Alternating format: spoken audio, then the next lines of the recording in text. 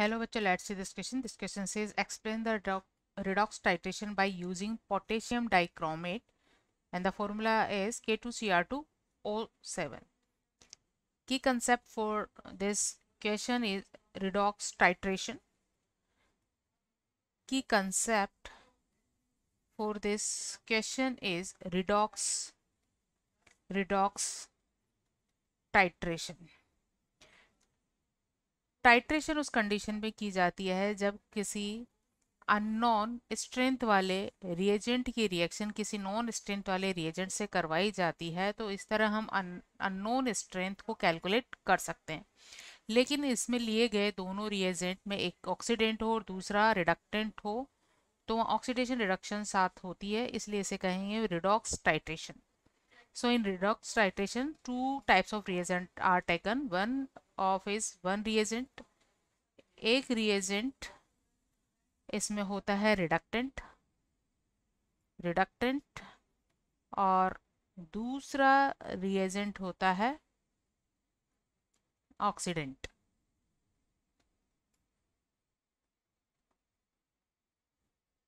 दूसरा reagent होता है ऑक्सीडेंट।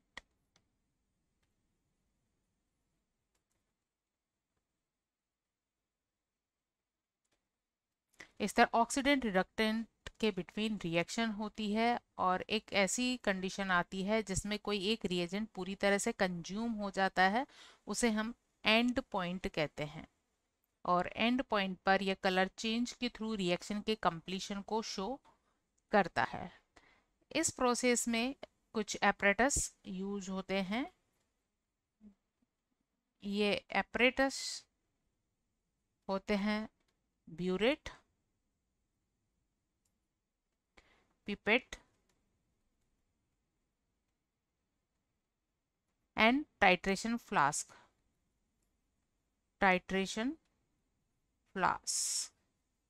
जैसे कि डायग्राम यहाँ बनाया गया है, एक रिएजेंट जो इस ट्यूब में भर दिया जाता है और इसको स्टेंड की हेल्प से स्टेंड किया जाता है। इस ट्यूब को कहते हैं ब्यूरेट।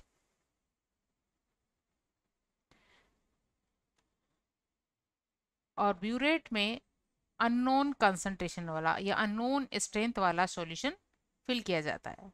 अननोन, जिसकी स्ट्रेंथ हमें निकालनी है, अननोन स्ट्रेंथ का सॉल्यूशन इसमें फिल किया जाता है। यह फ्लास्क, और फ्लास्क में लिया जाता है नॉन कंसंट्रेशन वाला सॉल्यूशन,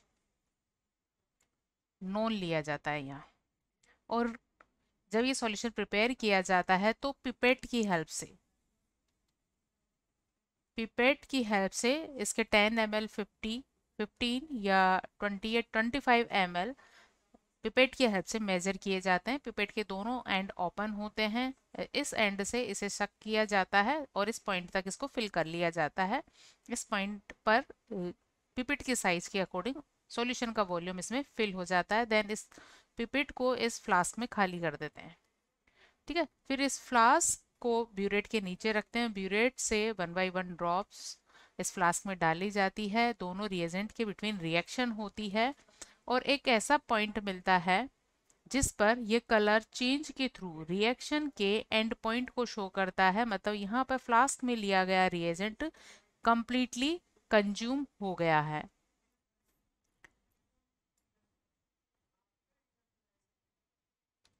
टाइट्रेशन का एम होता है टू कैलकुलेट स्ट्रेंथ और नॉर्मेलिटी और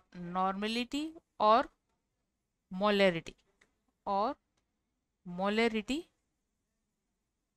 ऑफ, यहाँ हम क्योंकि पोटेशियम डाइक्रोमेट से टाइट्रेशन करवा रहे हैं तो यहाँ पोटेशियम डाइक्रोमेट के लिए इसे हमें कैलकुलेट करना है। टू कैलकुलेट स्ट्रेंथ और नॉर्मेलिटी और मोलरिटी ऑफ K2Cr2O7 सॉल्यूशन। इसके लिए K2Cr2O7 सॉल्यूशन को ब्यूरेट में फिल किया जाता है। यहाँ पर इस पॉइंट पर ये जीरो पॉइंट होता है और जीरो से जहाँ तक ये यूज होता है इसका मिलीलीटर में वॉल्यूम निकाल लिया जाता है। इस रिडॉक्स रिएक्शन में एक ऑक्सीडेंट होता है और एक रिडक्टेंट होता है। तो K2Cr2O7 K2Cr2O7 एसिडिक मीडियम में एक ऑक्सीडेंट की तरह बिहेव करता है। ये बिहेव करता है एक ऑक्सीडेंट की तरह।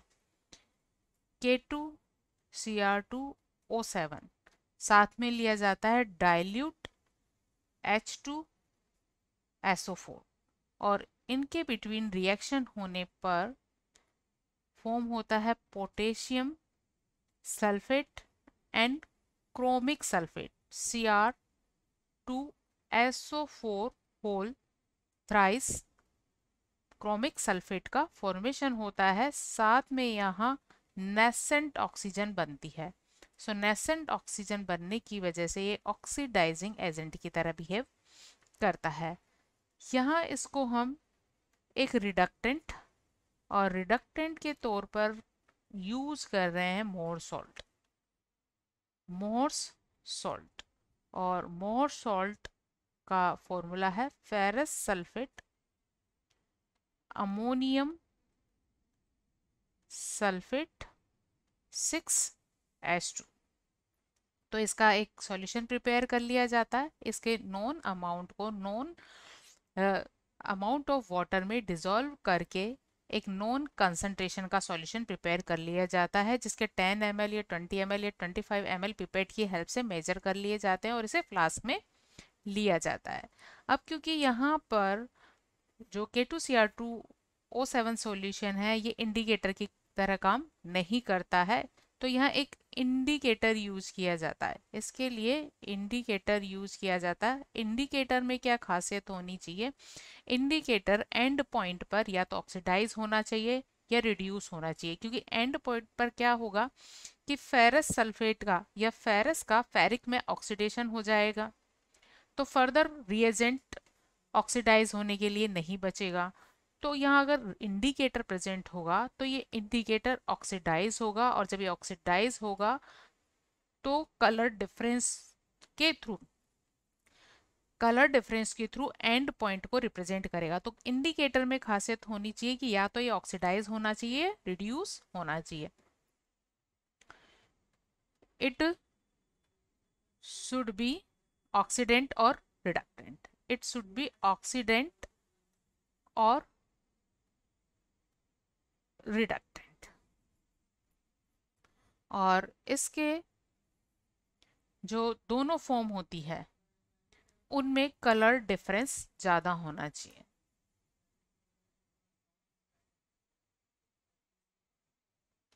at end point it shows different color different colour show करेगा। मतलब पहले कोई और कलर होगा और एंड पॉइंट पर जब ये ऑक्सीडाइज या रिड्यूस होगा तो बिल्कुल ही डिफरेंट कलर शो करेगा। तो कलर में डिफरेंस के थ्रू एंड पॉइंट को आइडेंटिफाई किया जा सकता है। एंड पॉइंट ऐसा पॉइंट होता है जिस पर रिएजेंट 1 कंप्लीटली कंज्यूम हो चुका होता है। Reagent 1 is completely consumed। अब जब ये completely consumed हो जाता है तो इस कंडीशन में रिएजेंट 1 और 2 के नंबर ऑफ इक्विवेलेंट इक्वल हो जाते हैं। Number of equivalent of reagent 1 is equal to number of equivalent of reagent 2। दोनों के नंबर ऑफ इक्विवेलेंट इक्वल हो जाते हैं। अगर रिएजेंट की नॉर्मलिटी को हम N1 से और इसके टेकन वॉल्यूम को V1 से रिप्रेजेंट कर रहे हैं और रिएजेंट 2 की नॉर्मलिटी जिसे कि हमें निकालना है और इसका वॉल्यूम हम ब्यूरेट की हेल्प से ऑब्जर्व कर लेते हैं, तो हम इस सॉल्यूशन जो कि ब्यूरेट में लिया गया है उसके लिए नॉर्मलिटी को कैलकुलेट कर सकते हैं। This is N1B1/V2। अब क्योंकि गिवन क्वेश्चन में K2Cr2O7 का यूज किया जाता है, और अगर इसकी हम आयनिक रिएक्शन लिखें, आयनिक रिएक्शन, तो आयनिक रिएक्शन इस तरह से होती है, Cr2O7 2- ये चेंज हो जाता है Cr3+ में। Cr3+ में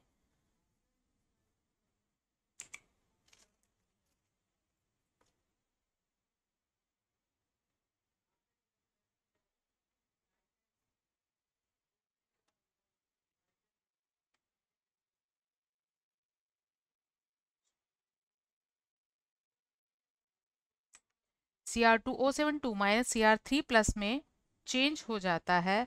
और अगर इसकी बैलेंस इक्वेशन लिखी जाए तो इस तरह से होगी, यहाँ होंगे 14H+ प्लस 6 इलेक्ट्रॉन, और राइट साइड होंगे 7H2। अब क्योंकि हमने यहाँ मोर सॉल्ट लिया है, और मोर सॉल्ट में Fe2+ की फॉर्म में होता है, जो इस रिएजेंट की प्रेजेंस में ऑक्सीडाइज हो जाता है Fe3+ में एक इलेक्ट्रॉन लूज करके। अब क्योंकि इसके एक मोल को Cr3+ में रिड्यूस होने के लिए 6 इलेक्ट्रॉन चाहिए, और इसका एक मोल 1 इलेक्ट्रॉन देता है, तो हमें यहाँ इसके 6 मोल रिक्वायर्ड होते हैं, तो इसे हम 6 से मल्टीप्लाई कर देंगे। और इस तरह हमें एक ओवरऑल रिएक्शन इसके लिए मिल जाएगी, which is Cr2O7 2- plus 6Fe2+ plus 14H+ is equal to Cr3+ 6Fe3+ and 7H2O, जो ये शो करता है कि यहाँ पर ऑक्सीडेंट क्या है और रिडक्टेंट क्या है, क्योंकि यहाँ क्रोमियम की ऑक्सीडेशन स्टेट +6 से ये चला गया है +3 में, और आयरन यहाँ चला गया है +2 से +3 में, तो क्रोमेट का यहाँ हुआ है रिडक्शन, इसलिए ये ऑक्सीडाइजिंग एजेंट है, और ये यहाँ एक रिड्यूसिंग एजेंट है। तो यहाँ ऑक्सीडेशन रिडक्शन के थ्रू टाइट्रेशन कंप्लीट हुई है, सो इसे कहेंगे हम redox titration. Hope you understood it well. Best of luck.